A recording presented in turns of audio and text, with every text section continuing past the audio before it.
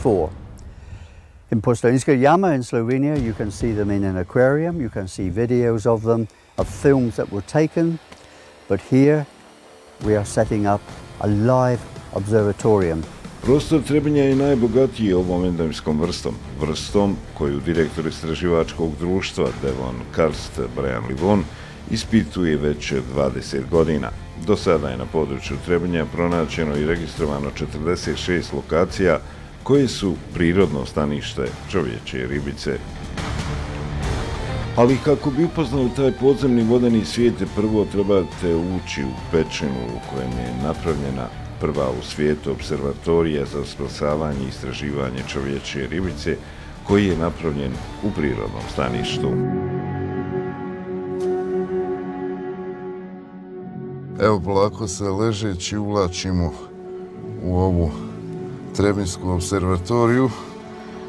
Naravno, šljem je obavezan na glavi zbog ovih stijena koji se nalaze iznad i veoma je uzak prostor, a onda da napipamo ove metalne stepenice koji će nas uvesti u nešto veću prostoriju. Na ovaj način stigli smo do prvog dijela observatorije.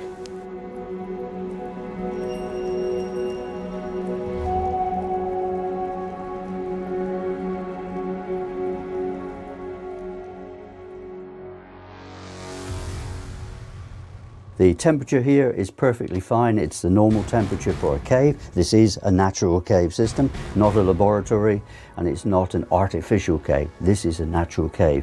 So the temperature of the water is natural. It's been taken from the lake behind us, and that will go into here. We have an electric pump to do that. And we do not need to replace the water because the Proteus is quite happy to live in that water for 2 or 3 weeks. Even in the cave system sometimes there are not flowing water where we find the Proteus.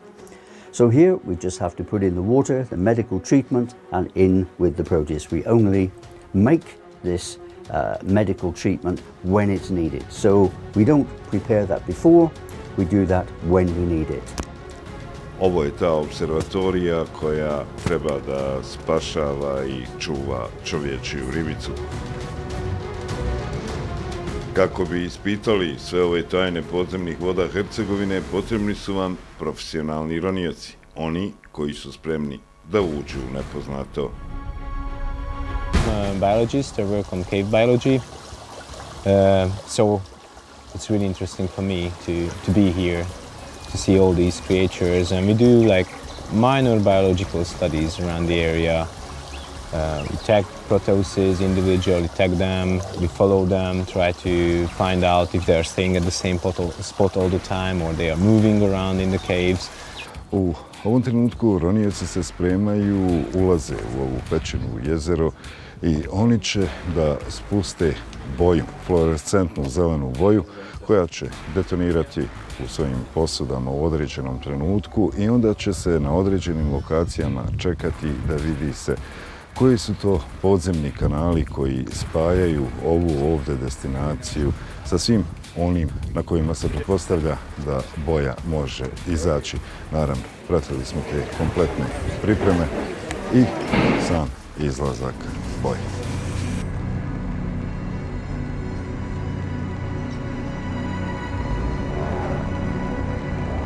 What we see down there, it depends on the cave, on the morphology of the cave, because in some caves, like at Rujak 1, it's an open entrance, it's a karst spring, so you go straight into under the water. There you would see like a water snake at the entrance and minnows at the entrance, like surface fishes. And then as you go deeper, it changes, you know, you see more and more cave animals, and approximately in these caves, approximately like 50 meters from the entrance, you get the real cave life with proteus, with niphargus, with troglocaris, with all the cave animals you can find underwater here. Dok smo čekali da boja izađe, kako nam kažu ronioci, zato je potrebno otprilike 90 do 120 minuta, pošto znaju gdje će boce sa bojom detonirati, to jest na kojoj udaljenosti od ulaza u pećinu. Razgovarali smo sa Brianom na lokaciji Vruljak 1 i saznali jednu veoma zanimljivu stvar, koja je to najopasnija životinja za čovječiju ribicu, ali i čime se hrani čovječja ribica.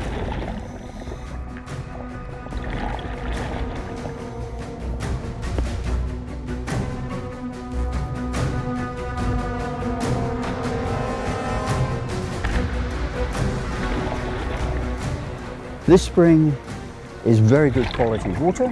Of course, čovječja ribica is living inside. And we have a problem here of fish, bastrumka, the local trout. And we are just a few meters above the level of the Trebešnica downstream there.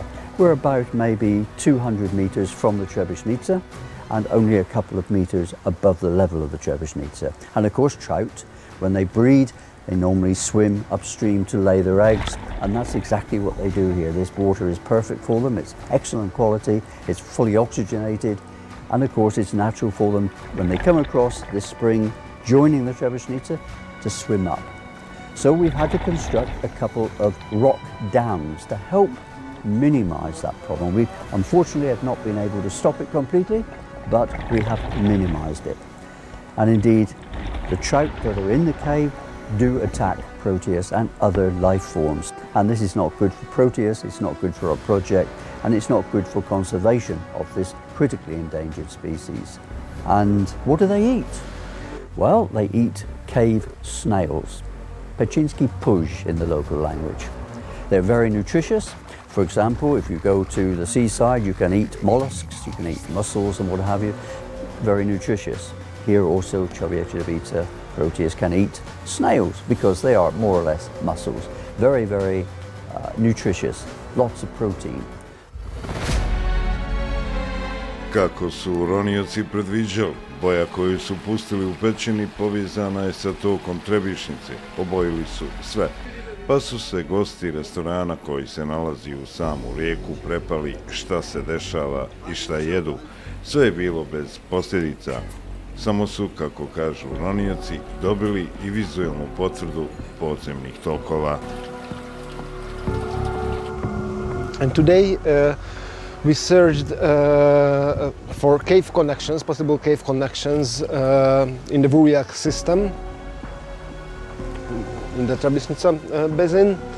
And for searching cave connections, it's very good if you dye the water with a dye, and then you can follow the movement of the dye. The easiest way is to use fluorescent green dye, which you can solve to trillions and trillions amount of the original quantity, and then you can find the tiniest possible cave connections. Ova ekipa mađarskih ronalaca na čelu sa Brianom Livonom nastavlja i dalje svoje istraživanje. Pandemija ih je malo zaustavila. Kažu da stanovnici Trebinja nisu ni svjesni ljepote podzemnog svijeta ispod njihovog grada.